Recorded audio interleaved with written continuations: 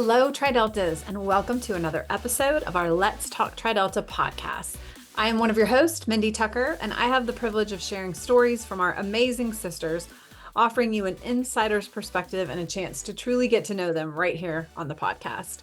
Each year, Tri-Delta recognizes a few extraordinary women who have blazed trails and really exemplify Tri-Delta's values, and they're also paving the way for the next generation of women. And today we get to talk to one of our 2024 Women of Achievement, Sandra Beach Lin from Toledo. Sandy has a rich corporate background as the former president and CEO of Cali Solar, now Silicor Materials. She seamlessly transitioned into influential roles on several boards and currently serves as the co-chair of the Paradigm for Parity Coalition, actively contributing to the mission of achieving gender parity in corporate leadership.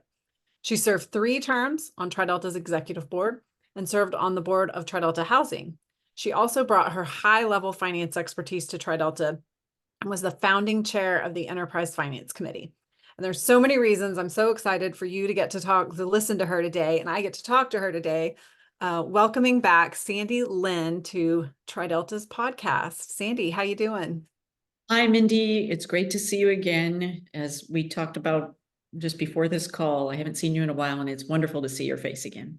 Well, it is great to see you too. I always really valued the time that I got to spend with you when you were on Tri-Delta's executive board. So it's fun to get to visit with you again and catch up. You really are a role model for women. And I know I've paid particular attention to your career in business, and the different positions that you've had. How would you describe the beginning of your career? Did you know what you wanted to do when you were in college? Did you kind of have it all planned out, or how did this sort of unfold for you? I would say that I had a lightning bolt of inspiration in high school. It was called Junior Achievement. And for those people listening and or watching, Junior Achievement's an organization that really promotes understanding free enterprise and business. And when I got involved in that in high school, it was an opportunity to learn everything about companies, corporations, partnerships, income statements, balance sheets, talent development, all of that on a scale at high school. And it just, after that, there was nothing else that I really even thought about doing. I really wanted to be in business. And that then led me to a job at the Dana Corporation while I was going to college. And from there, I majored in business at the University of Toledo, which is where I was a Tri-Delta member there. And then I had enough business experience to go get my MBA at the University of Michigan. And then the rest of my career began in the chemicals industry, and I have industrial experience, and made a lot of different products in my career. And in that, I really wanted to rise as fast as I could. So that all started in high school with Junior Achievement. Wow, I did not know that part of your story. Junior Achievement is such a great organization, really teaches kids some great fundamentals in high school. I'm curious how you landed in the chemicals and special materials business. Well, a company named American Cyanamid came to recruit at the University of Michigan, and they had this great program that many companies do where you get to spend a year trying out different things from a project point of view. And then at the end of that year, you decide and they decide where you go into. And in our case, it was a line role. It was supposed to be a line role, which meant either manufacturing or sales. And I chose to go into sales, selling rubber chemicals to the tire industry in the Akron area. And then from there, again, lots of polymers in my career, but it started out really in that job, especially after I was selling rubber chemicals to the tire industry. Wow. It occurs to me, you and the other Women of Achievement from this year have all been in traditionally male-dominated fields and industries. And I'm wondering how you carved out your place and how you navigated that dynamic. I'm thinking of you selling tires, I don't know what year that was, but selling rubber materials to tire companies it must have been male dominated at that time. And how did you navigate that and deal with that? Yeah, well, that was the early 1980s. So yes, it was a while ago. Many people on this call were not even born then. So, in Tri-Delta, we do things in threes. So I think of 3 ways that I was able to succeed. The first was performance, which was do your job and do it really well. So performance clearly. The second is relationships. taking time out to build relationships. In this case, it was a tremendous amount of business relationships with a lot of men, because that's really what was in these heavy manufacturing industries that I was in. But it was with suppliers, it was with customers, and it was up and down the chain in the companies that I worked for also, getting to know people who worked for me, worked with me, and that I worked for. And then finally, it was sort of creating this little sisterhood. And I use the example is that you find peers who are in similar environments to you. And when I was selling those rubber chemicals that we talked about, the lead purchasing person at BF Goodrich was a woman, and then two really interesting and great engineers at General Tire. And the four of us would go to the rubber division of the American Chemical Society meetings, where, I kid you not, it was like 400 men and 10 women. But we also, outside of that, had a euchre group, which in the Midwest, euchre is a big card game. And so finding that sisterhood within this environment was really supportive. And again, reminded me of the sisterhood that I have in Tri-Delta, just in different circumstances. That's such great advice. I love starting with performance, like do your job, make sure you're doing your job well, and then enhance Yes. with these other things. That is 3 pieces of great advice. My next question was going to be like, what advice do you have overall for our listeners about the skills they need to excel in business that you learned in your career? So I don't know if you can, if you want to expand beyond the 3 that you just shared, those are so good. But Well, one of the things that I don't think we talk about enough in the world that I live in, the business world, is self-awareness. And you really need to have that throughout your career. It's about knowing what you're good at, but then when you receive feedback, listening to that, acting on it, and growing from that. So self-awareness, I think, is really, really important. Second is to be open. I know you know, Mindy, but at one point in my career, I had the opportunity to move to Singapore. And it really wasn't on my radar screen. And the phone call that I got, we had just built what we thought was our dream house in the east side of Cleveland area. And I'm from Ohio, again, as you know. And it was just great. And I got a phone call like 10 months into that job to move to Singapore. And it was a phone call that I wasn't going to get twice. And so we went, but being open to that opportunity really changed the trajectory of my career. Everything changed after that, in terms of, it was like on steroids in terms of how fast I was able to move and do different things and get different roles. So be open is the second thing that I would say. I would also say that ambition is a good word. And so whatever your goal is, go for it. It means obviously you're going to have to work really hard for that. But I think having ambition to set your goals and to go after them is a very good thing. And the last thing I would say is that lifelong learning. It's really important. And I get feedback from the boards I serve on right now at my age and what I've done. And I learn every year how to be a better board member and how to serve the communities and the other groups that I'm involved with, because I keep learning and keep developing myself. yeah, I got it. The world is changing so fast all the time that if we're not learning, we're not keeping up, That's is right. what I find. It's the only way to stay relevant and in the know and your most effective self at work, because the world around us is changing so fast. That's right. And finding different ways to learn, I think, is important. Again, in my case, obviously I do a lot of reading, but I make sure I attend conferences and those types of things that'll help me be better. But like I said, in the boards I'm on, we have formal board evaluation processes. So I get feedback every year. That's good. And being able to accept that feedback, no matter where you are in your career, I think Right. is really, that's another skill that is helpful to have. Sometimes when it's difficult feedback, you might need to put a little space between you and that feedback, at least hours and days, Yeah. maybe a week. So Yeah, right, right. Well, let's talk a little bit about your service and your experience in Tri-Delta. First of all, how would you describe your experience serving on Tri-Delta's executive board? I really would call it life-changing. It was very unexpected, and it came at a time in my life and my career where I had the time to be able to devote to the role.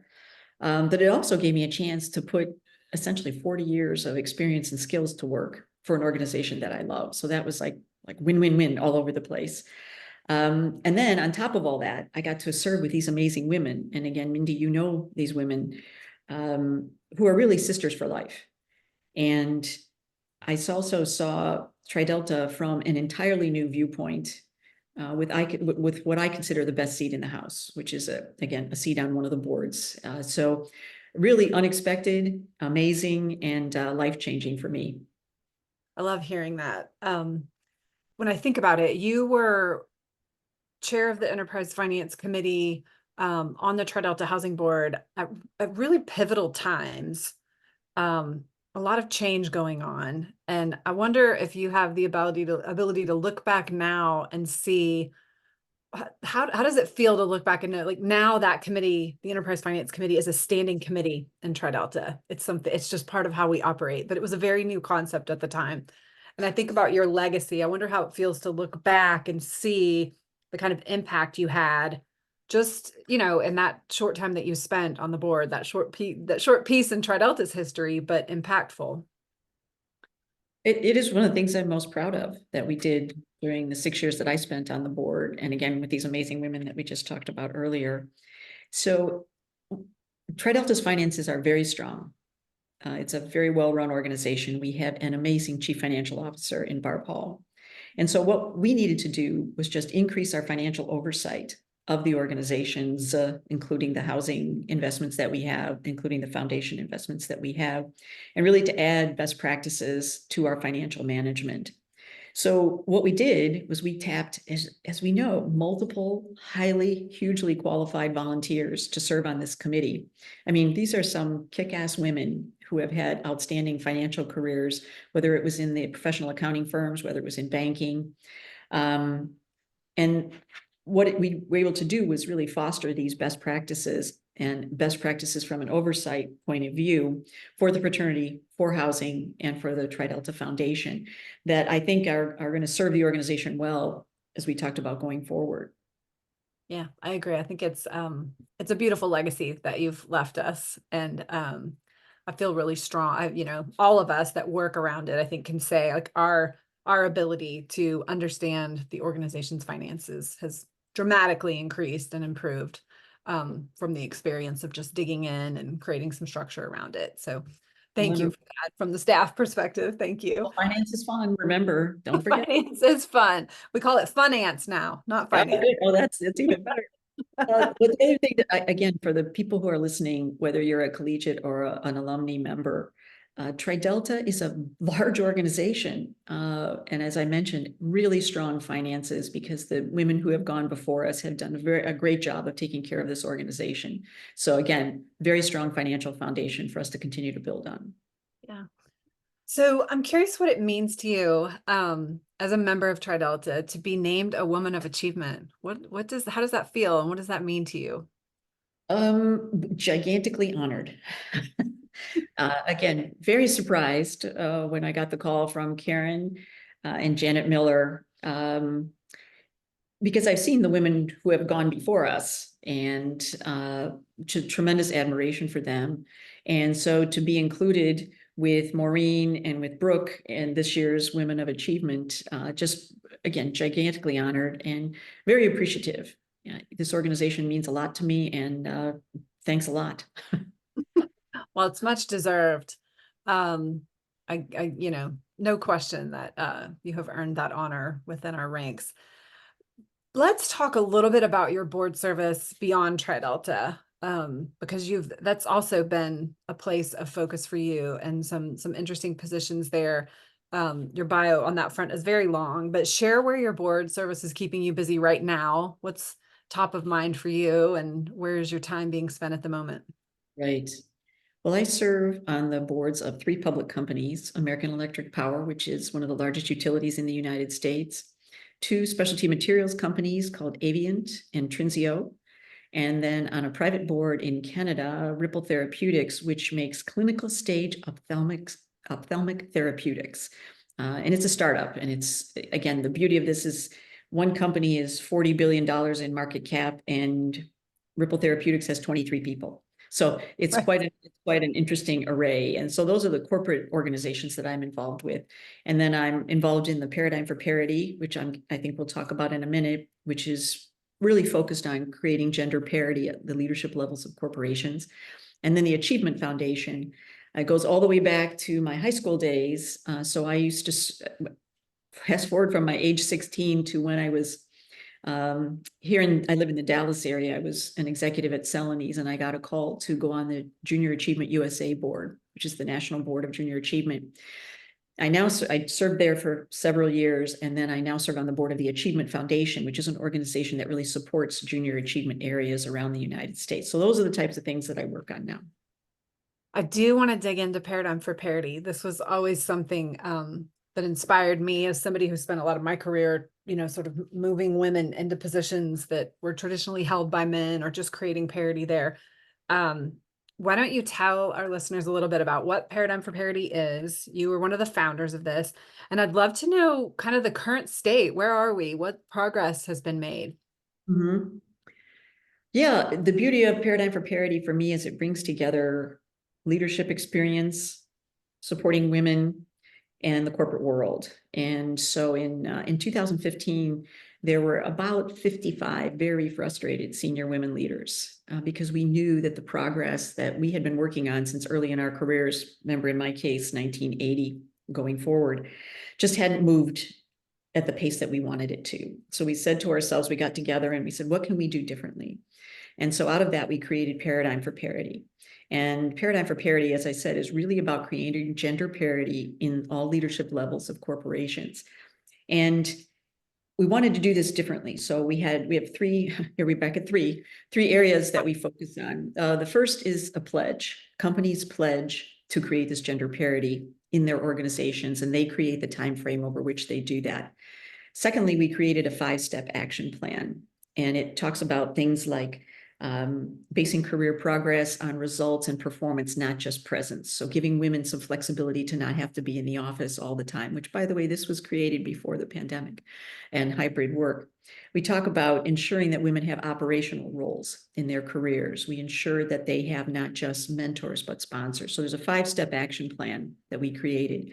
And then the third piece that we created was a toolkit that we keep adding to, changing. And it's got this amazing programming that we do all year long for the companies that are part of Paradigm for Parity. Then in the last couple of years, we of course made sure that we added a multicultural lens to this. So again, we are serving all women, making sure that all women have the opportunity to get to these leadership levels in corporations. And we started out when we started the full kickoff in 2016, we had about 22 companies and organizations, and now we have 153. Wow. And that would include Bank of America, Coca-Cola, Merck, McKinsey, Hershey, Otis Elevators. And we also have a metrics survey that we do every year. And the metrics survey is showing that if a company implements this 5-step action plan, they will see progress in terms of women in leadership roles in their organization. So we're pretty excited about where we've gotten to so far. But again, until we have like all the Fortune 500 signed up, we keep going. Right. There's always room to grow. There's always room to grow. And it sounds like a group of thoughtful women came up with a concept and are trying to change the world. That does not sound unfamiliar to us at TriDelta, of course. I do want to dig in a little bit about your TriDelta experience. I know it's always played a big role in your life, but you were the first person in your family to go through recruitment. What made you decide you wanted to do this? So it was a great friend of mine from junior achievement in high school. Her name's Karen Hanley, now Karen Connors. And Karen comes from a long TriDelta family history. And so I could see what TriDelta had done for her and her family. And then I met the Phi Alpha chapter at the University of Toledo in recruitment, and they had me at hello. It was just such a warm and caring group of members. And I formed so many lifelong friendships and sisterhoods sisterhoods, I guess, from there. Again, my BFF, as I know you know, Mindy, is a TriDelta, and we talk all the time. But I've also found that throughout my involvement in alumni groups, as I go around the United States, as I lived around in different places in the United States, that warm, caring feeling of sisterhood was always there. And I say that sisterhood is truly everywhere in TriDelta. And then I loop that right back to how I ended up becoming on the executive board.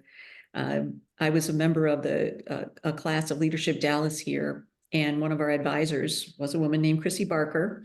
And Chrissy and I were talking one day, and I loved Chrissy even before I knew this. All of a sudden, I learned she was a Tri Delta. And I said, of course, you're a Tri Delta, because she's warm and caring and is a great sister. So again, I find that everywhere. I found it right at the beginning at the Phi Alpha chapter, and I find it every day today. Yeah, I love that. It's that instant friendship that it just sort of, it breaks away anything that's unknown about the other person, but bonds you Right. in a different way. What lessons did you learn in Tri Delta in your collegiate years that you took with you into your life and career? One of my favorites is that a great team with a purpose can do anything. And my favorite example of that, which again, some of my Tri Delta sisters know, especially over on the executive board, is through music. And I didn't know much. I mean, I'd never been in a choir or anything like that. And at the Phi Alpha chapter at the University of Toledo, we had some women who were amazing singers and musicians. And we had a contest every year called Songfest at the University of Toledo. And if you won 3 years in a row, you retired the trophy. Well, guess what chapter retired that trophy?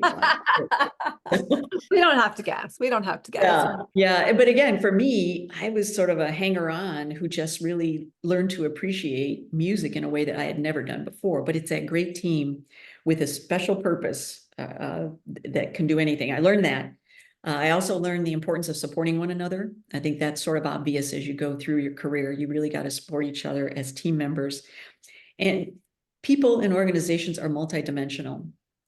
And by that, I mean, I really learned from that. And I've been in many, many situations around the world where different cultures, it was really important for me to be able to successfully work inside different cultures or alongside different cultures. But also then, how do we take advantage of the skills that each person brings to the game? And again, I learned that in my chapter, and I learned that all throughout my efforts within time with Tri Delta. Yeah, it really is. I love the music story because you're still so passionate about Tri Delta music. I I know am. that about you. And so I love hearing kind of where that started for you. Yes, So that's I love exactly. Yes. you shared that story. Sandy, who has been part of the choir at convention. Um, Yes. Right. so So what's next? What's next for you? What's next for Sandy? well, continuing to enjoy time with my family and my friends. Of course, that's always important. Continuing to serve on the boards that I'm on for the foreseeable future. That's not a forever thing, but right now I'm really continuing to enjoy that.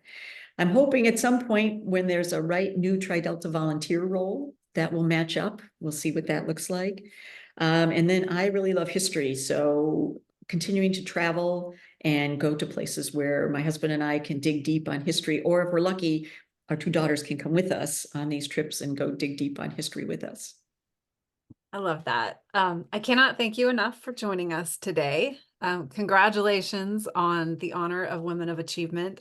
Well deserved. Can't think of anybody who deserves it better than you. So Thank you, Mindy.